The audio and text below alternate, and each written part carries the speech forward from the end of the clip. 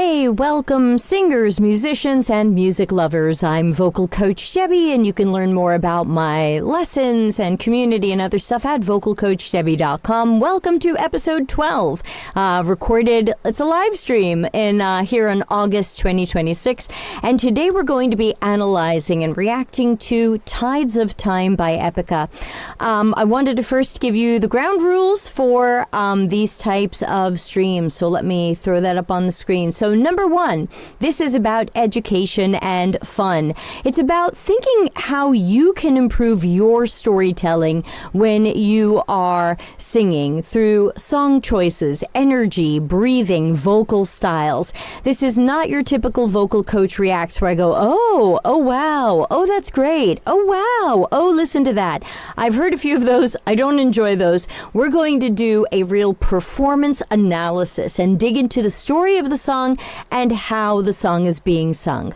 Number two, I'm not a better singer than the original. I am not better than Simone. I am not better than Marcella, who's a backup singer who will also take a look at her version.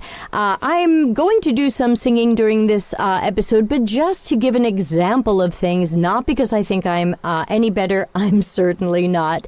Number three, I will not be playing the song through. I recommend that you look up the original version, live versions, cover versions, immerse yourself in Tides of Time by Epica. Check out all the versions you can. I am not going to play them through. I'm going to play them in pieces, and I'm going to stop and discuss things. And there are no wrong answers here.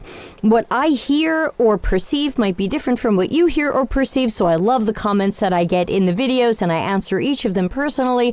So if there's something you hear or you know that you want to add, get it in there. Okay, those are the rules. So the next thing we always do is we take a look at the words of the song so that we can be aware, if possible, what is the story of the song? Now, I'm going to give you a hint ahead of time because this is a song that some people think is about, seasons change, tides of time, things change, things come and go. Understand that there's impermanence and there's change and, learn to roll with it. Don't be afraid. Change is inevitable. But that is not the subject of the song at all. And to explain it, I'm going to read a little bit from an interview with Simone, the lead singer of Epica. And she said that the lyrics were written by herself and Amanda Somerville when someone close to their bandmate, Mark, I think he's pronounced Janssen, someone close to Mark passed away. So this is absolutely a song about the losing someone very important to you. And there's a quote here from Simone in an interview that I found while researching for this stream. And she said, quote, "The lyrics were written by me and Amanda when someone close to Mark died. When my grandmother passed away, I was asked to sing it, but I couldn't because I was so sad. And when you sing a sad song, you might cry or be overwhelmed with emotion, and as a result, you can no longer sing. So if I really delve into the lyrics during a concert, I cry and I can't sing it. You need to keep some distance." So if you are seeing other people reacting to this song and they are crying, there's a reason for that. This is a deeply sad song. Hey, hello to KB. Their comments are over there. Hello, KB, for hanging out with me today. So now that we've heard a little bit about the background of the song, now I'm going to read you the words, and I just read them as if they're a poem, and we can talk about what story we think is going on in the song, and then we'll be listening to pieces of it to hear how the performance choices tell that story. And again, the whole goal is so that you, as a singer, whether you sing karaoke or in the shower or you're in a band or musical productions, you want to be thinking more about your storytelling. So the words, I don't know why it says explicit. There are no swear words in this, but whatever. Here's the words. "You were always there to hold my hand when times were hard to understand, but now the tides of time have turned. They keep changing. Seasons range, but you remain the same. A steady heart, a sun to rain. You'll be the light that's shining bright high above me. Autumn gold, losing hold. We are leaves meant to fall. There's a meaning to all that fades. Freezing winds were stayed by warming words. To touch your healing to the hurt, I'll treasure every lesson learned to the embers. Fire fails, blushes pale. We will answer the call. There's a meaning to all our seeds of eulogy to sow along with dreams. Fill the need that can leave us grieving alone. Frail is our beauty in the end, but all we count is sentiment. A memory stays to guide the way and whisper, don't lose sight, don't deny. We are leaves meant to fall. There's a meaning to all our seeds of eulogy to sow along with dreams. Fill the need that can leave us grieving alone. A symphony resounding in our minds guides us through what we knew would come all along. And then we've got the bridge, which is, sometimes I feel I don't have the words. Sometimes I feel I'm not being heard. And then I fear I'm feeling nothing more. Sometimes I feel I don't want this change. I think we all have to rearrange. And now I feel there's no one losing more. And we come back to the chorus. Seeds of eulogy to sow along with dreams, fill the need that can leave us grieving alone. A symphony resounding in our minds guides us through, as you hear me, as you do, as you need me, making true what we knew would come all along. So in the past, we've done songs that we can't quite tell what the story is. We have an unreliable narrator who we don't know if it's a dream or a fantasy or paranoia or something else. We don't know how it starts and how it ends. And I would say this one is a lot more clear and concrete. We have a song so clearly about losing someone important to you. We have a lot of imagery of seasons and weather, and that can sometimes distract people and make them think it's just a song about change in general. But especially when we have got the word eulogy, which is hard to miss, that this song truly is a very poetic eulogy for someone. And when I think about the chorus, at least this part here, seeds of eulogy to sow along with dreams, fill the need that can leave us grieving alone. I feel like that's a lot of poetry, and I try to strip it down in my head sometimes, and I think about it as seeds. Seeds fill the need. That's really grammatically what we've got here. Seeds fill the need that can leave us grieving alone. Without those seeds, we will grieve alone. We will feel alone. How can we experience this pain and this grief with others, whether those are the others who are still with us or in some sense the spirit of the person who has departed. Tell me more about how you see the words. And also, I can't help but notice what guides us through what we knew would come all along. That sense that there are people in our lives who we know we will probably be alive for their passing. Grandparents, parents, other people who are a generation or more older than we are. We know this is coming someday. And it's not any easier when it does. But can the seeds and the symphony and can any of this support us and help us in those moments when I feel like there's no one losing more than I have lost? That emptiness and looking for that guidance through that difficult time. So I'm sure we will come back to the words, but I want to talk about how the song is sung. And to me, we've got three distinct vocal styles being used based on where we are in the song.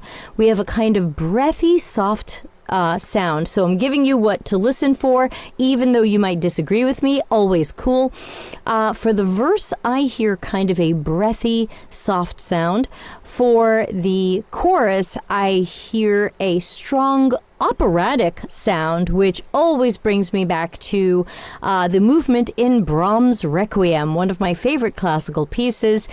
Brahms wrote a requiem, which of course is something for a deceased person, and he added at the last minute a movement after his mother died where he has a mother character kind of singing from the grave to comfort you. And I think about the way that that is sung so sweetly, almost like a lullaby. And we might feel that some of this is sung similarly, or you might disagree. Totally up to you, no wrong answers. But I find that on the chorus, she gives it more of a powerful operatic style, which is a choice that you may or may not make. We'll talk about what it would sound like if we made a different choice. And then we have the bridge, the Sometimes I Feel part, which is on the original recording is belted out, full chest voice as we would say, but I'll show you a live version where she makes a different choice. So we're going to be listening to a few different versions today in pieces, and now it's time for headphones on. I'm going to put mine on. I hope you will too. Though you can't put mine on, you'll have to put yours on. All right.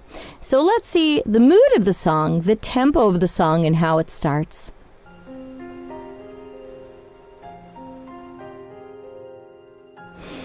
So we are squarely in ballad territory. We don't hear any drums. We've got a piano and kind of real or synthesized strings. Very often Epica hires real symphonies for their albums, so these are likely to be real strings, which sometimes usually they take as backing tracks for their live concerts, though I'll show you something a little different after we hear the original version. This came out on their Design Your Universe album in 2009.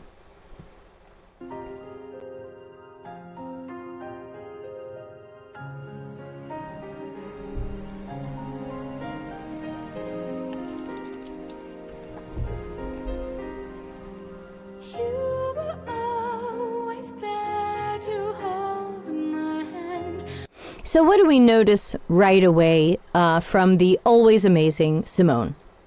I notice that breathy voice, which is, of course, a choice. I hope you heard the music. Somebody tell me if you're not hearing the music. Sometimes I get a little technology blip and nobody tells me, but if you're watching live, please let me know if that sound didn't come through. It is in my headphones. So I noticed that she's starting with something that is definitely supported by her breath. Thanks, everybody. But has kind of a breathiness to it. You were always there to hold my hand. Again, singing as an example, not because I think I'm doing any better, but again, if you were to cover this song in your own performance or shower, what choices would you make to tell this story of grief and trying to find some of that solace that so many of us look for when someone we deeply love is gone? Now, she could make different choices here. She doesn't have to use that breathy voice. She could still use a head voice, but more of a fuller sound. That might sound something like, you were always there to hold my hand.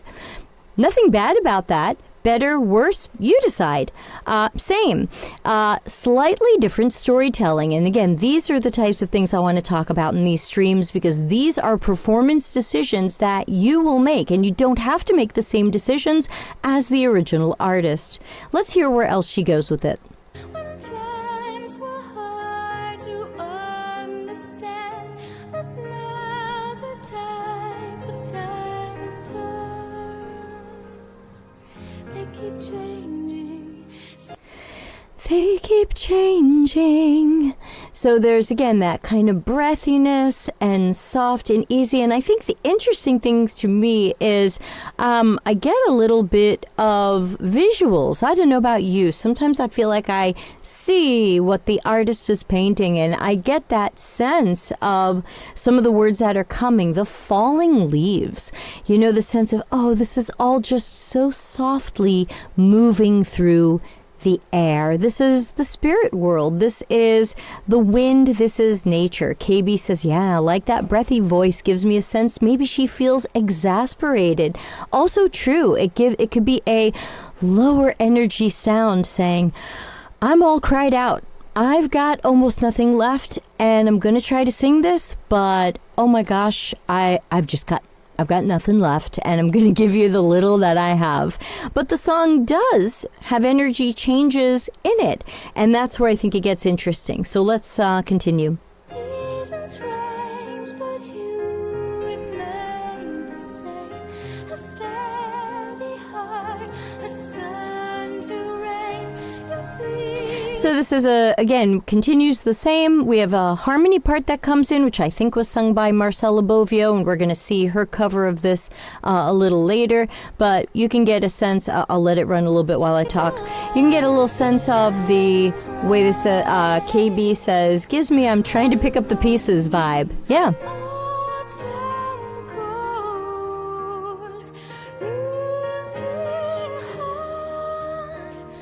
And I think the vibrato is interesting too here because she starts with keeping that breathiness in her voice, which isn't easy to do, takes practice. She goes, autumn gold. And she brings in vibrato at the end, which is great for giving it a little energy, helping keep it in tune, showing there's a little bit of life there for her. And same for the next line, losing hold. So it starts kind of a little bit straight, hold. And I think that that's such an interesting performance choice. And these are the types of details I love to pay attention to. And again, if you're a performer, whether it's karaoke or the school musical or something else, you can put this attention into your performance as well if you choose. And I think that it's worth it. It's worth it to be that storyteller. Let's hear where else she goes with it.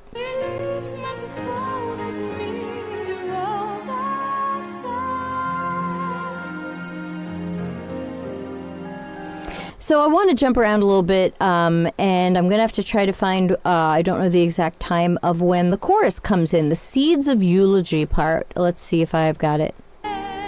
Okay, here we come.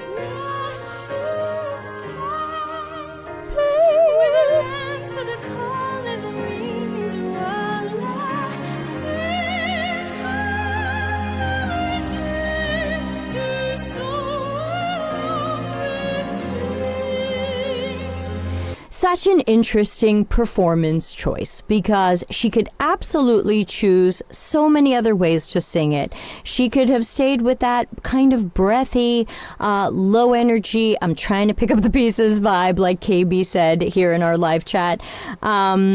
Seeds of eulogy to sow along with dreams. I think if she had done that, we all would have felt it. We would have understood it. We would have said, yeah, you stay in that vibe. We get it. She could have done something that had less of the breathiness. Seeds of eulogy to sow along with dreams. Also works. But we've ended up in what I like to call opera land because I feel like she brings such a warmth and roundness to the voice, and she really goes for that kind of opera aesthetic. This isn't always the easiest song for me to sing, and I didn't warm up before this, so I apologize that this isn't going to be awesome, but that's okay. Simone is better than I am on any day, and this is not a contest. So she's really, I think she's saying, well, that's it. I'm trying to hold it together, and now I've got to put my energy out there. Seeds of eulogy to sow along with dreams. But that's a performance choice. You could belt it like it's Broadway. I don't know if that would sound very good, especially if you don't have any drums and it's just kind of piano and strings in the background. Seeds! Yeah, that would be kind of wacky. This isn't Let It Go from Frozen or a big Evita showstopper. So the vibe probably doesn't work. Could you make it work? Maybe. Go for it. Give it a try. See how it changes the story that you're telling when you try a different vibe with it. Let's hear how the rest of the chorus sounds.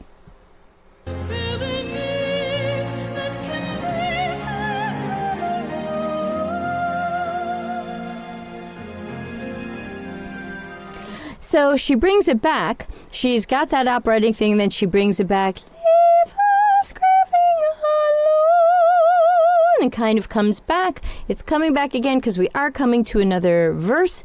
And she's going to bring us back to that breathiness. Frail is our beauty in the end. And it gives us that sense of impermanence. And I get the feeling she must have recorded it pretty close to the microphone and let the microphone do the work, which we did in a previous episode on this channel. Go check some of the old shows and learn about letting the mic do the work. I don't have to. When I am this close to it, you can tell I'm very close.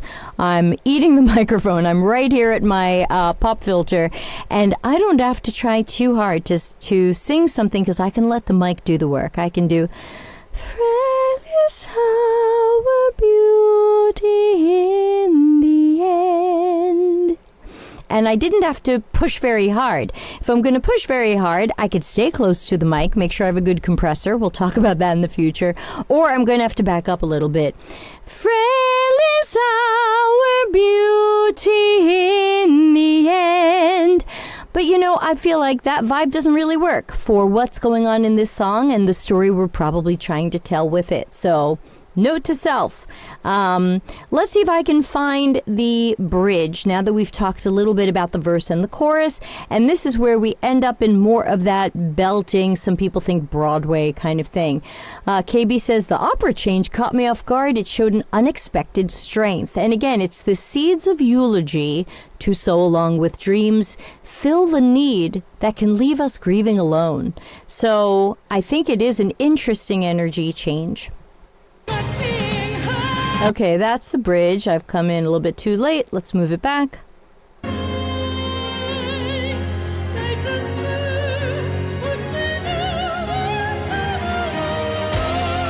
Okay, let me roll it back a little bit more because I forgot that the second chorus is twice as long as the first chorus. There's extra lyrics there. If we sneak back to our lyrics for a moment, our first chorus was Seeds of Eulogy and Grieving Alone. The second chorus brings in a second line. A symphony resounding in our minds guides us through what we knew would come all along, likely the passing of this important person. So let's roll it back to hear what the second line sounds like and how that moves into the energy of the bridge.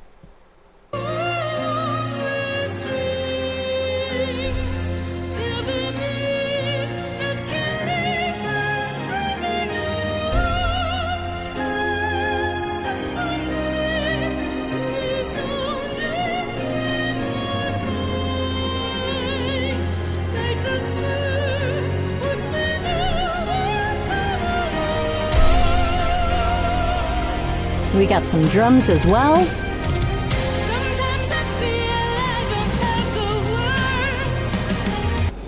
So I think there's I keep running my air conditioning when you're not looking. Let me turn that off. I think there's an interesting energy change there. Obviously, we've brought in the drums. The background music has become much more lush. It's got more layers or complexity or however you want to look at it.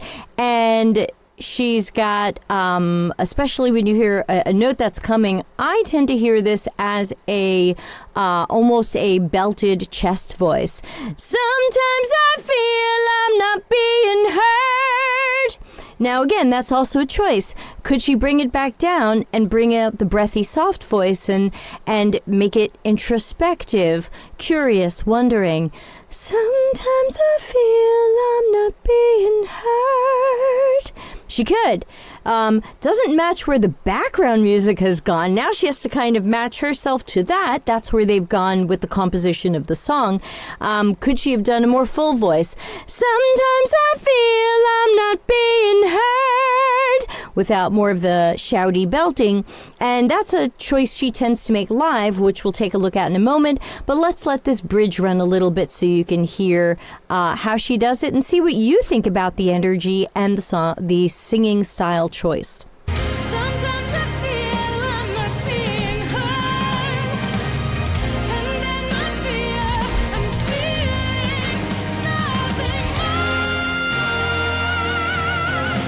nothing more. So I find that line always very interesting because we've got, and then I fear I'm feeling nothing more. And again, we can interpret that line very differently, but this is really where the song seems to be increasing in energy, and it's almost like she's just crying this out to herself, to the world, to anyone who will listen, to the person who's departed. I'm feeling nothing more. And putting a big thing out there. Now again, she could have done something soft.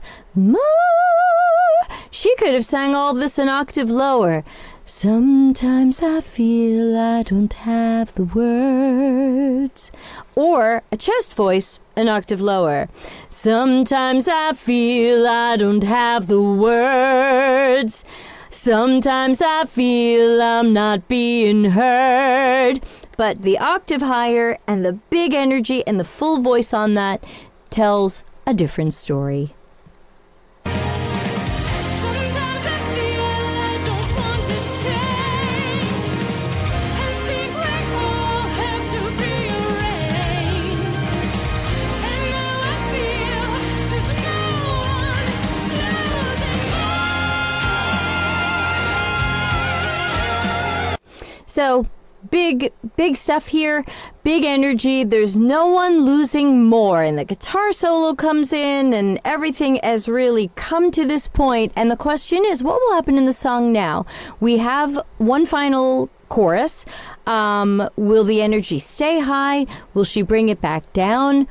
If you don't know the song, what do you think will happen? Let's give it a listen, and then we're going to look at a live version, just bits of it, and we're going to look at Marcella Bovio's acoustic cover. She's the background singer on the song, and Marcella's one of my favorite singers on the planet, so I can't say enough about her. We'll certainly do some Marcella songs in the future in this series. So we got guitar solo, but it's not a very long one. The song's only got a minute-ish left.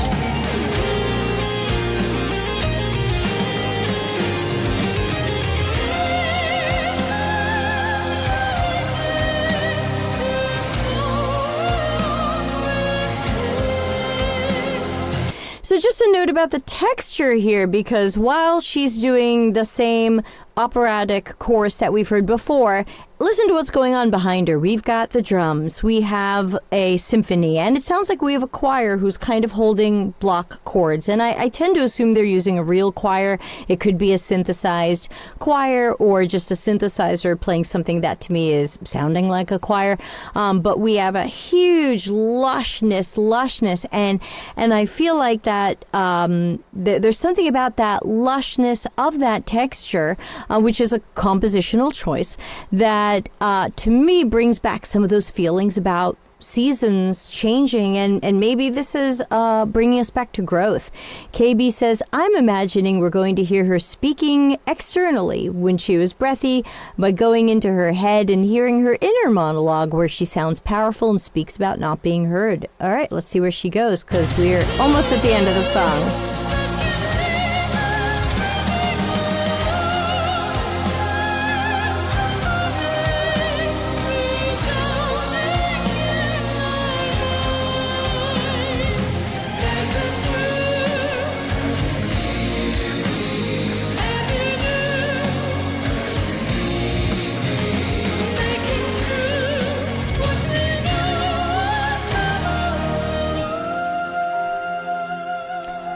Who saw that coming? Surprise ending, right? The song is building and building and building, and we're increasing. We have kind of shifts in energy. We have the breathiness. We have more energy. We go back to the breathiness. We have more energy. It's building. It's building. What we knew would come all along, all of a sudden, it's like she's alone again. And we see that reflected in the music, the compositional choice, the singing style. Let me just roll that back a few seconds and listen to that again. The way that all of a sudden we're left with her and the piano, just how we started.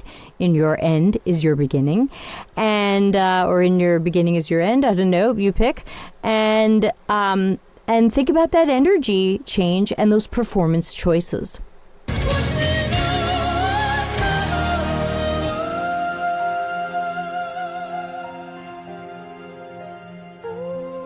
And then there's some humming at the end, and the song stays quiet and finishes that way.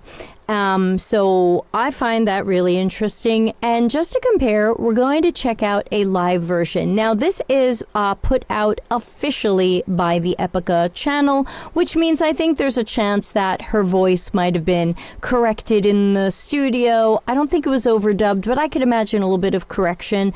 And I'm not going to talk about that. That's for Wings of Pegasus on YouTube. Love him. Go subscribe to him. I'm not going to care whether or not her voice was fixed a little bit in the studio. I'm focused more on her performance choices and her vocal stylings, and not whether or not they melodined this a little bit later to fix any notes that might have been slightly out of tune. So let's jump on in. And also, let's note that this was their Symphonic Synergy concert, which Epica did live with a full orchestra and a full choir and 3 background singers, including Marcella Bovio, who I can't stop talking about. So take a little listen to this. This was also live streamed, so I happened to watch this live when they did it.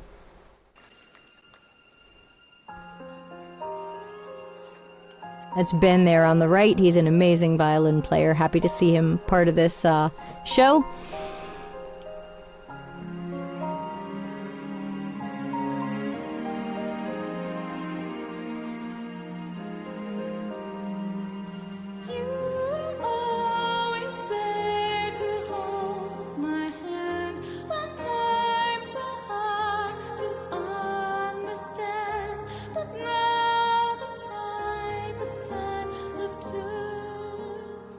There's that great breathiness. I feel like she has a little bit more of a solid tone here with "You were always there." Not as breathy, but when she got to "Turned," I felt like we heard a lot of that breathiness there. Tides of time have turned. Simone's so great at that. She's able to put that breathiness in there and keep that energy up. When Marcella did the cover, she said that was pretty hard for her to learn to do. So let's keep giving a little listen here to her choices.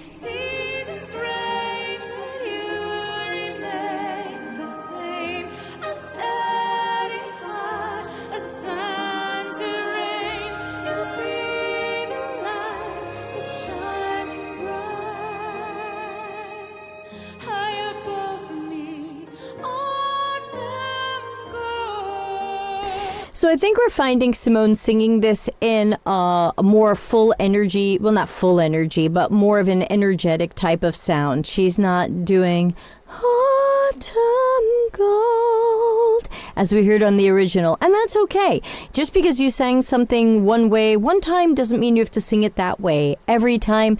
And the breathiness can put a lot of strain on your voice, and she's got a whole concert to get through, and so she's going to probably make some choices that help her use her breath and her support and her stomach muscles and her energy wisely so that she can get through the whole show.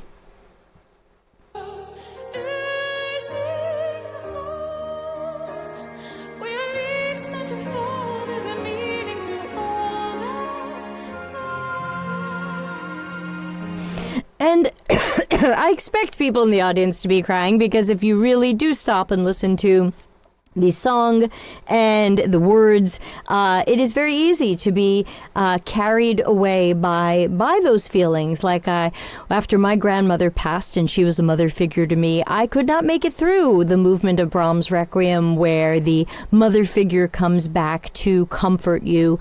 And I always listen to the Elizabeth Schwarzkopf version of Brahms' Requiem, and she sings it so sweetly, and I I can't make it through. So I get it. So Simone has to put on a little bit of a show here, not totally think about what she's singing, or she might lose it. And we all know how that goes. This is a very replayed part. I don't know why. Let's listen.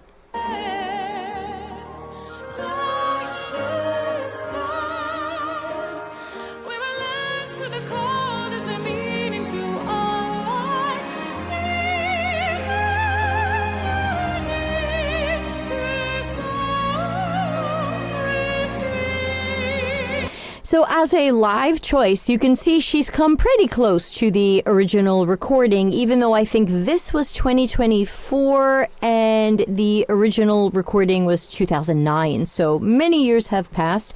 She's still going with a bit of that operatic stuff, but I don't think it has as round of a tone. I think she's gone a little bit more seas of eulogy to soul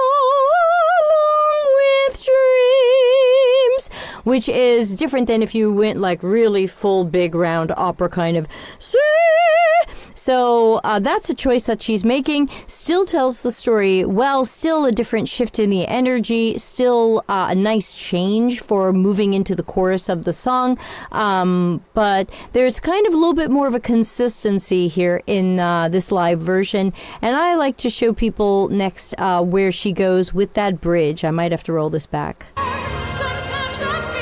Yep.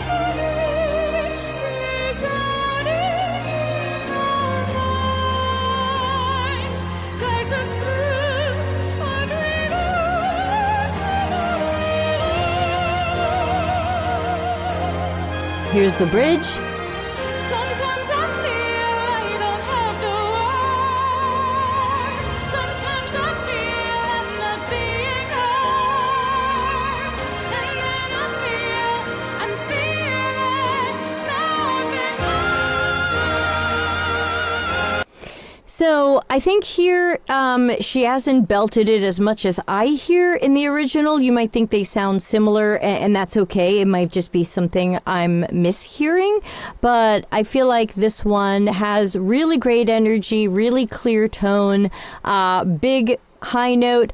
Again, possibly corrected in the studio after, but I've heard her sing live, and she can sing these things for the most part. And I don't know. What do you think of the energy? I'm not going to tell you what to think. Let's hear the rest of the bridge, and then we're going to take a look at Marcella Bovio's cover. Sometimes I feel I don't want this change. I think we all have to rearrange. And then I feel the sun losing light. And Simone's got that great ability to do a really powerful high and held note that sounds almost belted, but might not be. It might not be ma. It's going to be some sort of ma, but it's got so much power that it sounds belted. And again, that's something to practice and work on and get to. Not easy to do, just really interesting. So that's some of the energy she's chosen for her live version. You can do whatever you like. I want to show you a little bit about Marcella. She's a composer, singer, musician, teacher. You know, she's one of my favorite humans on the planet, one of my favorite musicians on the planet. We'll certainly see her in the future on this channel. But she wanted to try for us in her Patreon a cover of this song. And according to her, she happened to bump into Epica's keyboard player at the recording studio. And he agreed to play the piano for her to sing the song. And let's see, I've gone a few seconds in. Let's see where she goes with it. You were always there to hold my hand when times were hard to understand. But now the tides of time have turned. So again, Marcella is one of my favorite people on the planet. She can basically do no wrong. Go ahead, fight me. But I think she didn't do the breathy thing. But is that bad? Is that wrong? No, of course not. This is her interpretation of the song. Your interpretation might be different. And so she's done more of a clear tone without that breathiness, or with minimal breathiness, but is giving it that kind of gentle lower energy. I think she's matching that lower energy that we heard in the original. They keep changing, seasons strange, but you remain the same. A steady heart, a sun to rain. You'll be the light that's shining bright, high above me. So I think she went for a little bit of breathiness there, which she admitted to us on the Patreon was hard for her to do. It's not her usual style, so she kind of did that high above me. So, she was trying to copy some of the original, but just made it her own, and that's great too.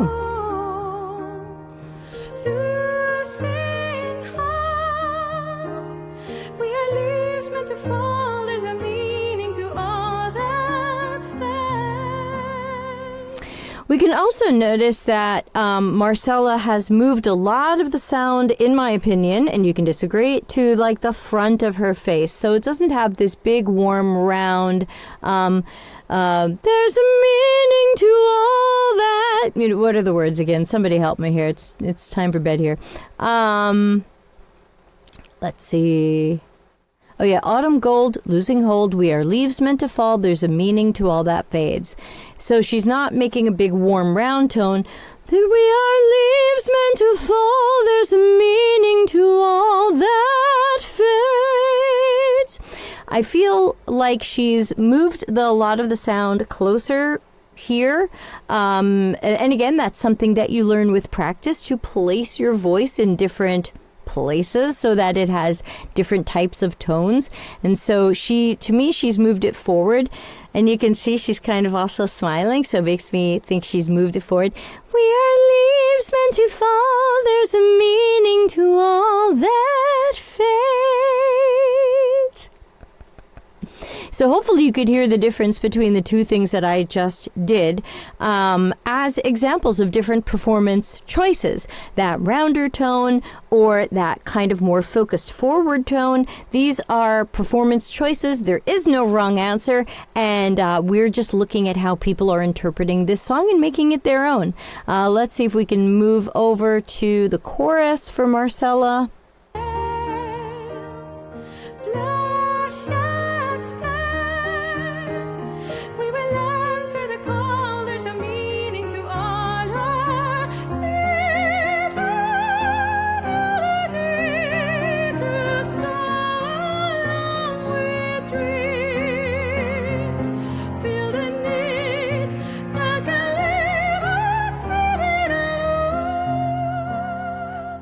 So we saw a lot of interesting technique there from Marcella.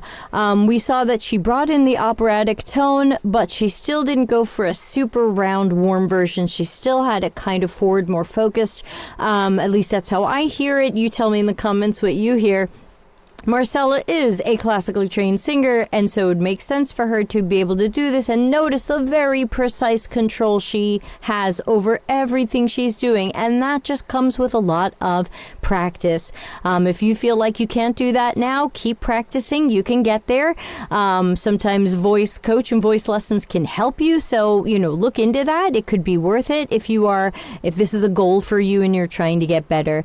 And I just want to roll it back for a little bit to notice how she brings it back at the end of the chorus, and she even has her mouth not open very wide, and she's giving it this really there's this like reserved energy to it. There's like this hidden strength, in my opinion. What we knew would come a la I'm out of tune, but you get the idea.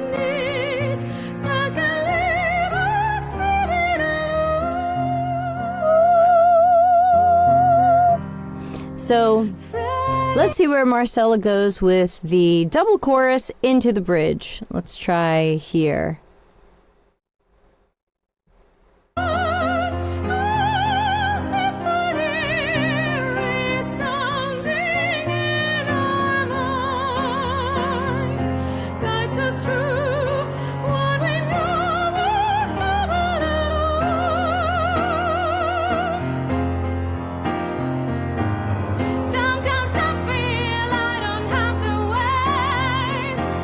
Okay, so Marcella is going for a pretty full chest voice or belt.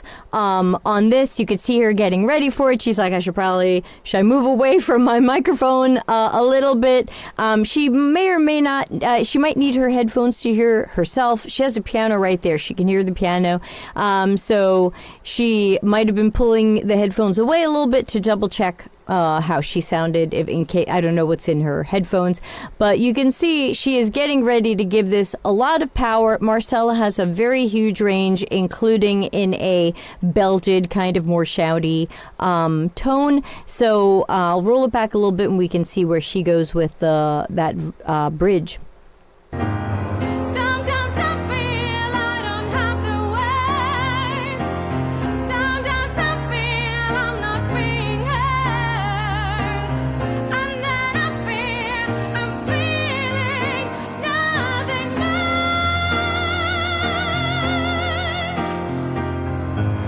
So Marcella's gone mostly full energy there.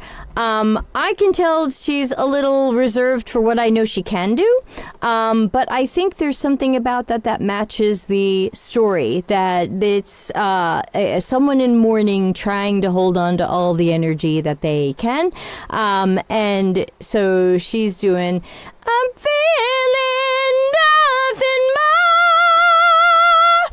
and there's a lot of different approaches you could go with that. Marcella could have stayed in the opera voice, in the soft voice, in the breathy voice, and I think she's going even more for it in that belty way than we even heard in the original version. So again, a performance choice and a reminder that when you are doing your own song or a cover song, you never have to do it the same way twice, and if it's a cover, you don't have to do it the way the original was. Sometimes I feel I don't want this change. I think we all have to rearrange. And then I fear I'm someone losing me. So there, I think she messed up the words a little bit, and that's fine. And I appreciate that she left that in. And I felt like that one wasn't belted as much. I felt like that one she went a little safer on and used more of kind of a mixed register, because now we're moving back into that kind of operatic chorus. So I'll roll it back a couple of seconds. Losing me. Sweet apology to someone with dreams. Feel the need to leave us moving on. So again, notice the operatic delivery, the operatic pronunciation, the operatic shape of the face. She's not doing "Sit of eulogy to so long." This isn't Snow White. She's got the you can see in her face, in her body, her hands. She's going for that true kind of that operatic kind of round sound. But you can change your tone, and something to play with as you practice.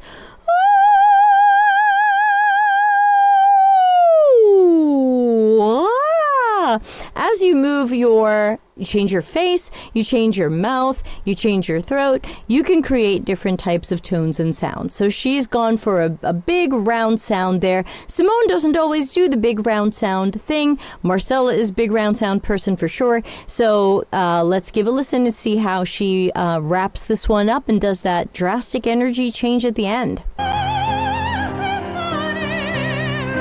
That's another thing Marcella added here. Because she is classically trained and can sing almost anything, she added a couple of little ornaments there. I'll roll that back. So instead of symphony, she added more to it. And you can do that too.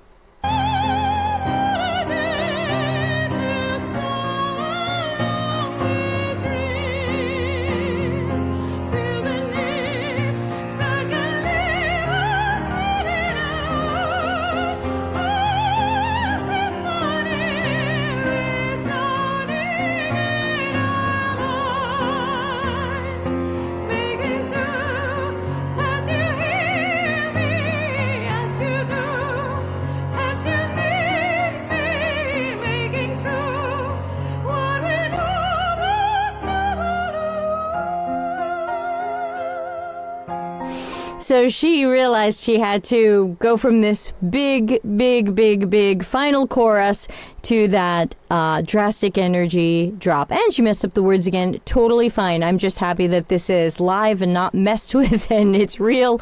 And totally fine to mess up the words. I mess up the words. I sing out of tune. Guess what? We're human. That's fine. We don't have to redo everything. We don't have to auto-tune it. We can just be humans and not robots, so totally fine. So we'll wrap up for today. Thanks for hanging out with me and thinking about Tides of Time, talking about Tides of Time. I hope you will give the song a few more listens. Sing it yourself. Think about how you want to sing it. Maybe you want to do something reserved and you want to keep the chorus low. Seeds of eulogy to sow along with dreams. Totally fine. What's the story you're telling about the words, the composition, the way you feel about what you're saying? If you can sing it without crying, good luck. And immerse yourself in that story and the story you want the audience to feel. And you could see from the video of the live version from Epica, people in the audience are crying because this song is meaningful to them, because everyone has lost someone and they have felt this way. It's universal. And I agree, it is sometimes hard to keep it straight when I stop and think about this song and really sing it from the heart and think about the important people I've lost, like my grandmother, and I can't keep it together either. So wrapping up for today, let me just take a quick look at our upcoming streaming schedule before I go on my September vacation. We do have some more coming up. We've got next week, we're finally going to do Night of the Swallow by Kate Bush. I'm such a big Kate Bush fan, and that is one of my all-time favorite songs by her. So Wednesday, September 2nd, a little bit earlier, 7 p.m. Italy time. Thanks, KB. KB says, great analysis and fun show. And then I'll do another one before I go on vacation. Wednesday, September 9, I'm going to be talking about Diamonds and Rust. And we're going to start with the original Joan Baez version. And then we're going to be looking at the basically completely different Judas Priest version. Whoa. And that is, those are two pretty different versions of those songs. So if you would like me to jump in and analyze a song like this, I do tend to prefer if they are in English or Italian as languages that I speak versus languages that I do not speak. But I'm always happy to see the comments that you leave, agreeing with me, disagreeing with me, adding things I didn't know. Thank you, everybody who had something I don't know. Please consider subscribing and pressing like, of course, and give me some ideas of what future episodes like this could be. Thanks again, everybody. Have a super rest of your week and catch you soon.